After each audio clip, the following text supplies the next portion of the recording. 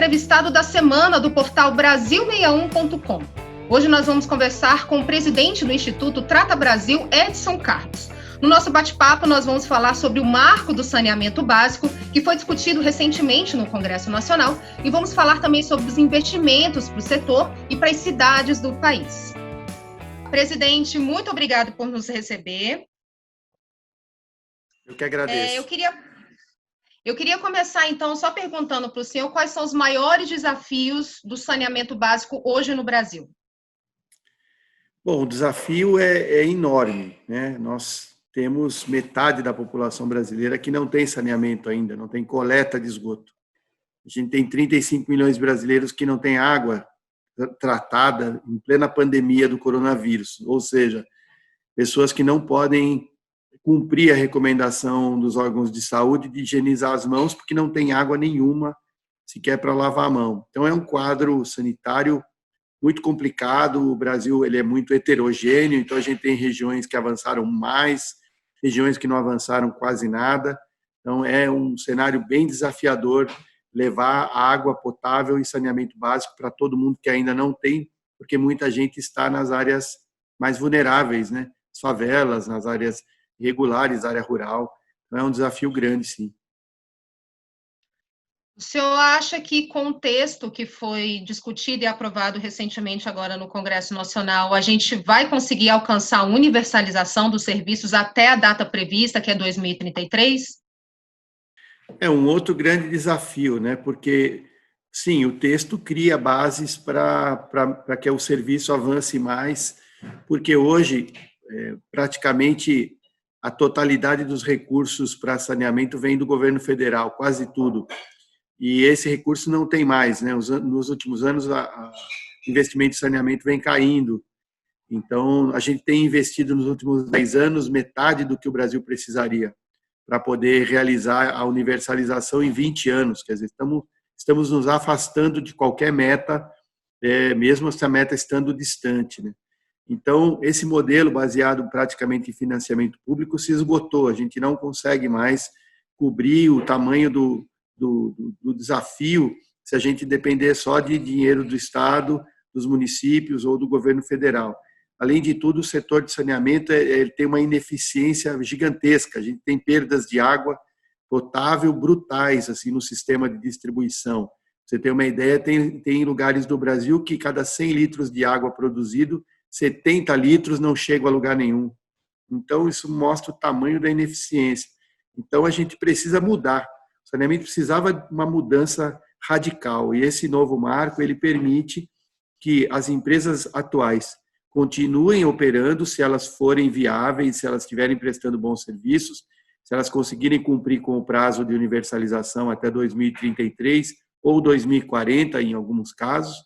Mas se não conseguirem, elas precisam abrir espaço para outra empresa fazer o serviço.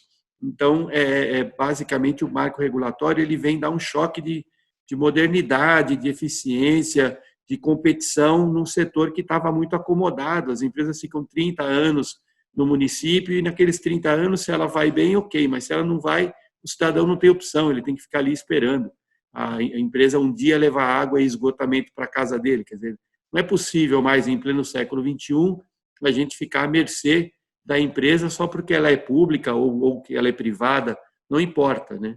A gente precisa ter o serviço.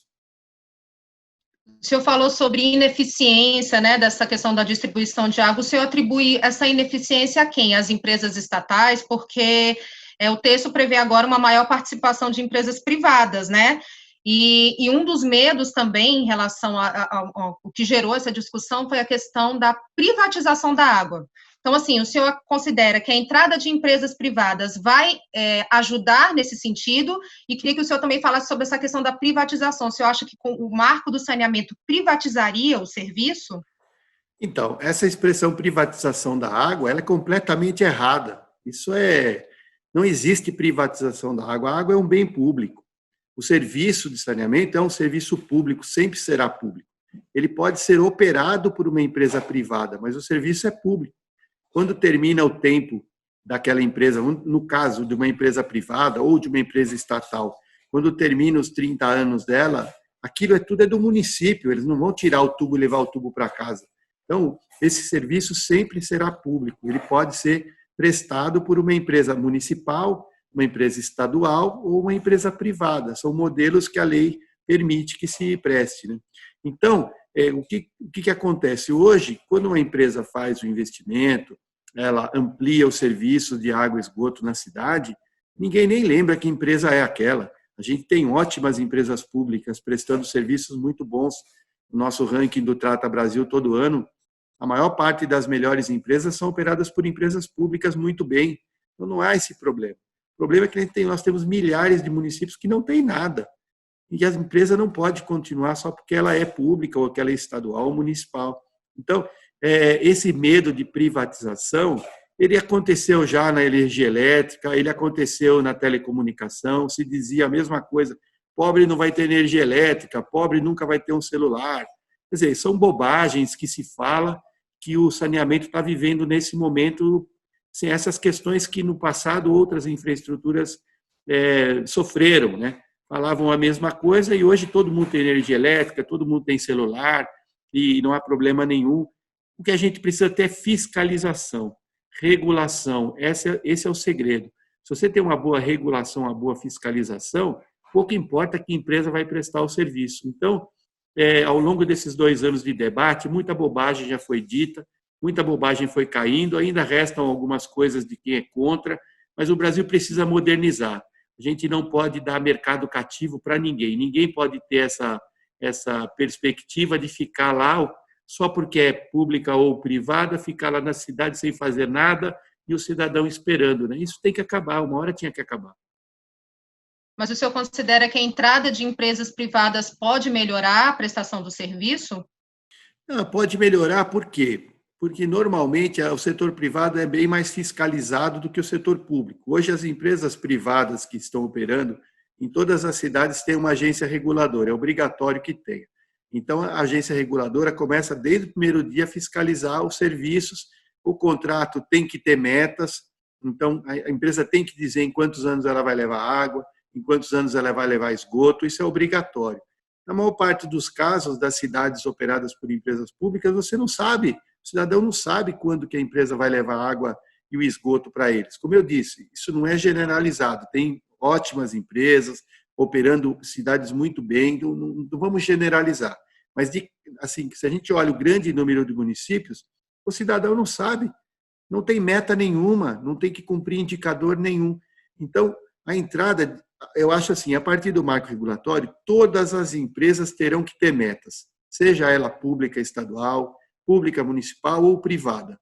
Nós não temos que separar, é empresa.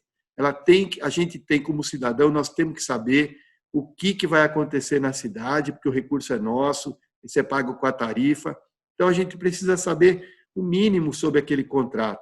E hoje isso é uma caixa preta, na maior parte do Brasil, o cidadão não tem a menor ideia quando ele vai receber água, se vai receber e quando. Então isso precisa acabar. Independente se a empresa for privada ou pública, precisa ter transparência e metas a serem cumpridas.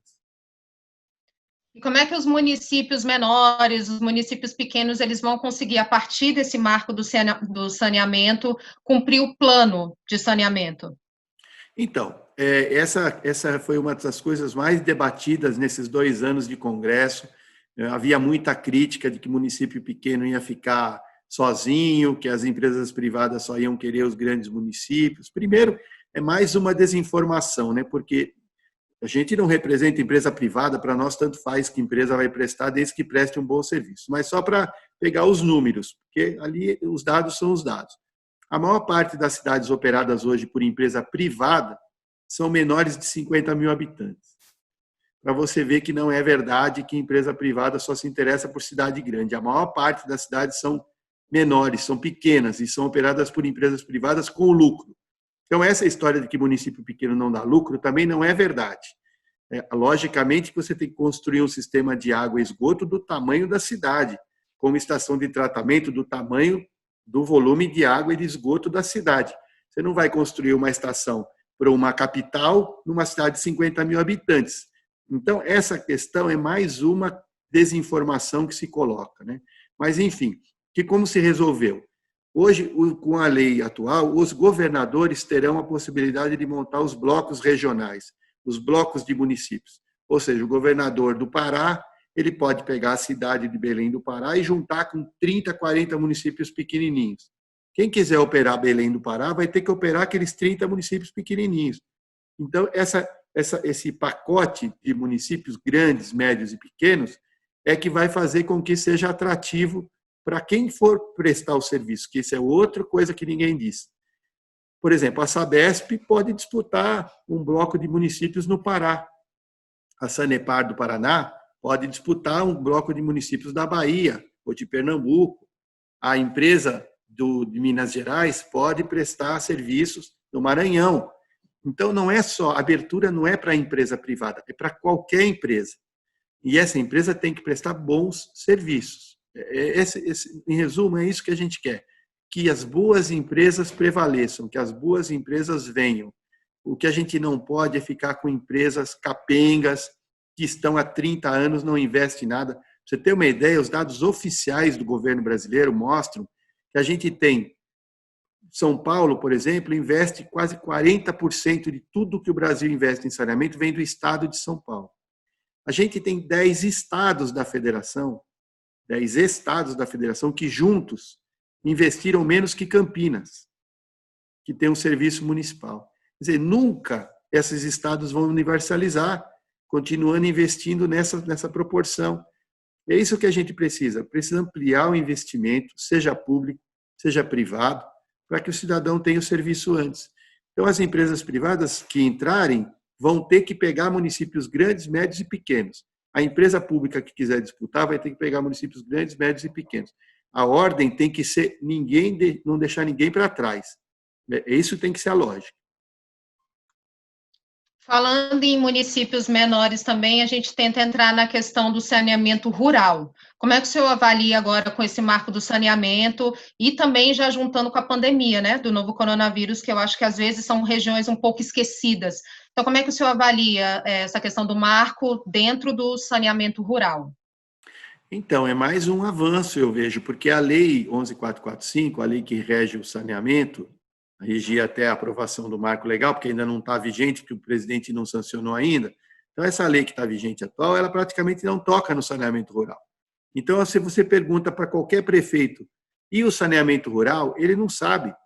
Ele acha que a empresa operadora que opera na cidade vai resolver o problema rural e não vai, porque aquela área não está no contrato da companhia.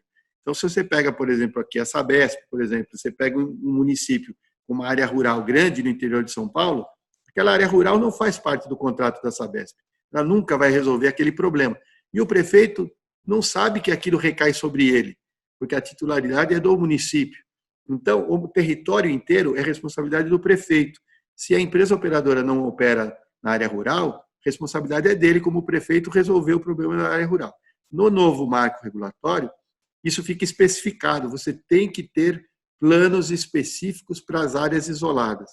Então, a empresa que ganhar vai ter que ter plano para a área rural, vai ter que ter plano para a favela, vai ter que ter plano para a área isolada, para o bairro da periferia. Todo mundo tem que entrar no plano. Essa é a grande vantagem. Então, essa situação vai mudar completamente a forma de ver o saneamento. Você não pode mais deixar aquele... mas lá não. Não, tem que ter solução para a área rural. Não é construir redes, grandes tubulações. São tecnologias locais, muitas vezes por família. Se você tem um grupo de pessoas morando próximo, você pode fazer uma ação coletiva, como já tem várias aí pelo Nordeste, pelo semiárido. Solução tecnológica tem para todas as áreas. A questão é, quem era responsável por essas áreas? Ninguém. Ninguém se sentia responsável. Então, se você fala assim, aí a favela tal, aí a empresa fala, não, lá eu não posso porque lá tem conflito fundiário, então eu não posso entrar com as redes de água e esgoto lá. Aí, quem vai entrar então? Se a empresa que opera não vai, quem que vai? Ninguém. Por isso que criou esse abismo, entendeu? Essa falta de clareza, quem é responsável por o quê, que criou esse tipo de situação. A empresa ela se limita a dizer, não, lá eu não posso entrar porque eu não tenho autorização. E não entra. Por isso que as favelas não têm água, não têm esgoto. porque a empresa operadora fala, não, eu até gostaria de entrar, mas eu não posso porque tem impedimento legal. Aí você vai no Ministério Público, não, lá não pode. Aí você vai no órgão ambiental, não, lá não pode. E se passam 30, 40, 50 anos, as pessoas continuam ali sem água, sem esgoto, mas já tem energia elétrica, já tem telecomunicação, tem TV a cabo, muitas vezes tem asfalto, e a água e o esgoto não chegou ainda porque tem um conflito judicial ali naquela área. Isso vai ter que acabar, entendeu? Então, tem muita coisa que vem no reboque do marco regulatório que vai ser importante, inclusive para as boas empresas públicas, porque vai ter que se achar uma forma de resolver o problema dessas áreas mais esquecidas. E como é que o senhor vê a participação da ANA, da Agência Nacional de Águas, agora no marco do saneamento, agora com as novas atribuições?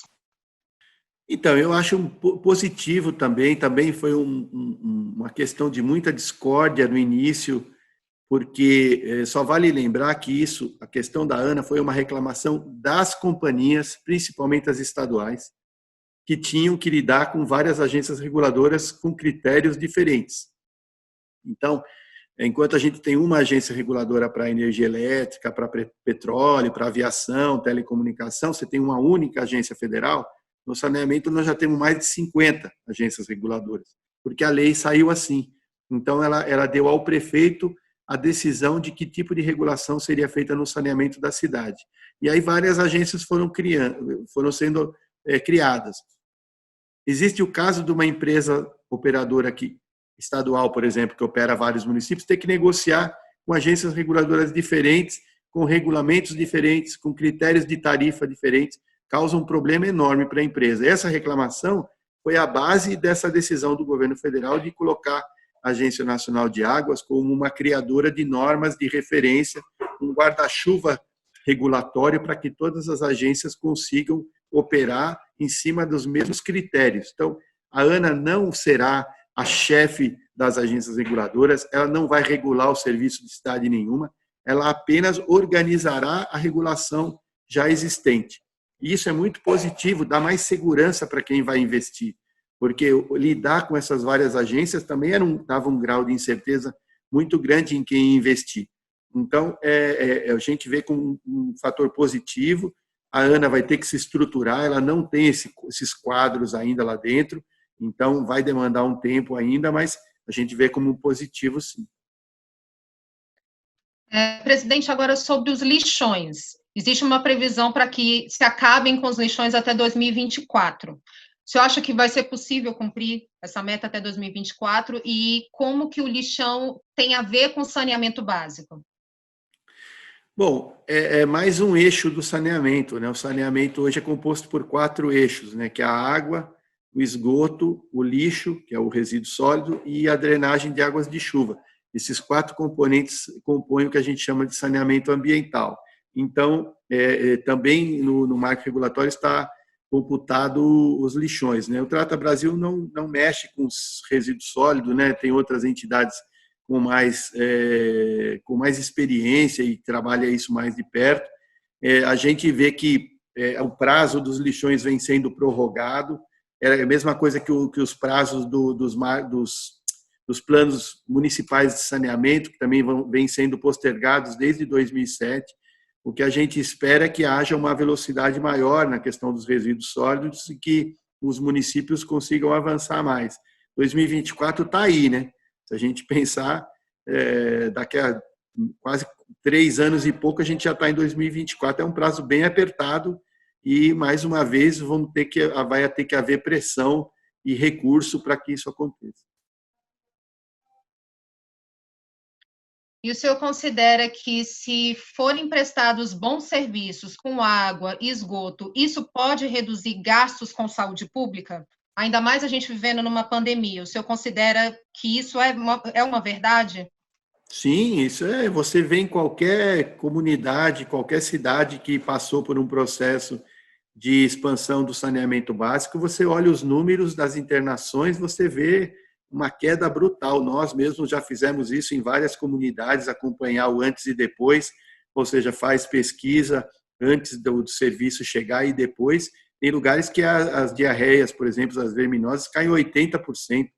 Então, isso é um número enorme de pessoas que deixam de ir em posto de saúde, em hospital, em leitos hospitalares, remédios.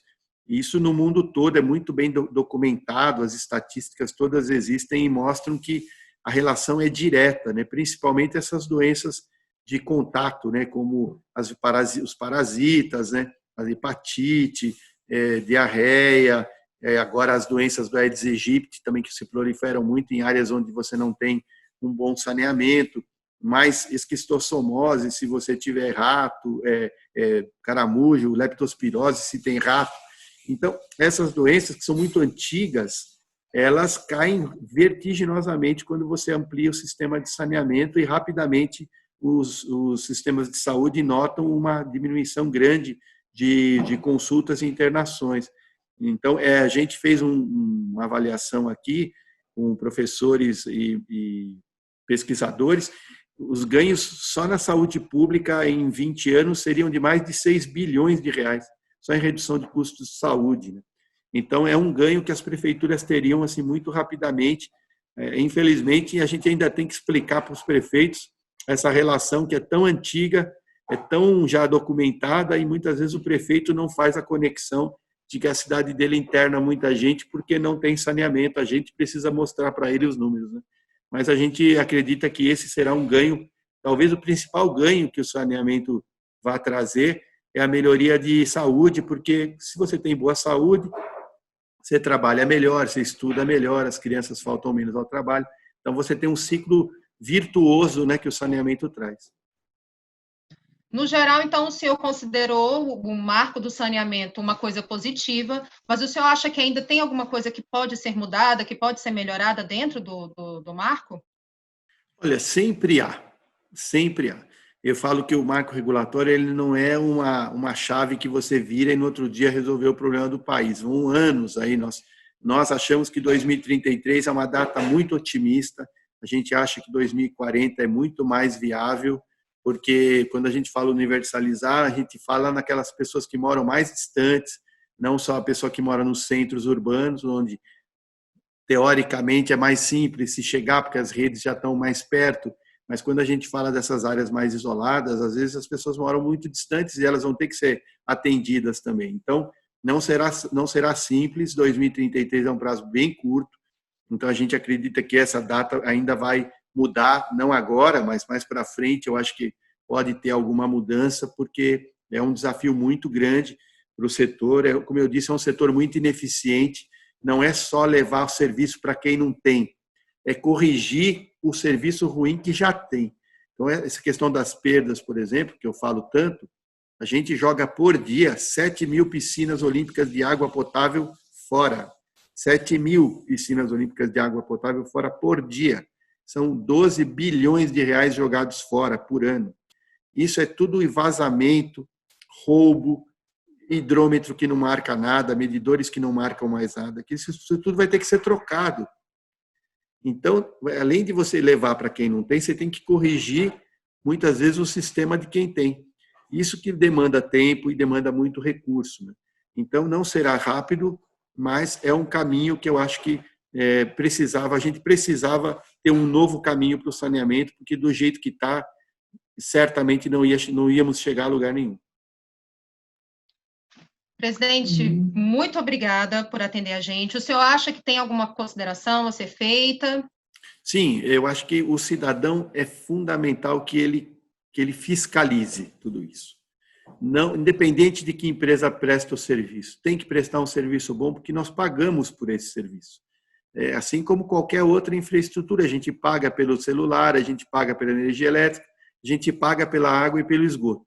Então, a gente precisa se preocupar com essa infraestrutura, cobrar providências dos nossos vereadores, prefeitos que serão eleitos agora. Teremos eleição, é importante perguntar.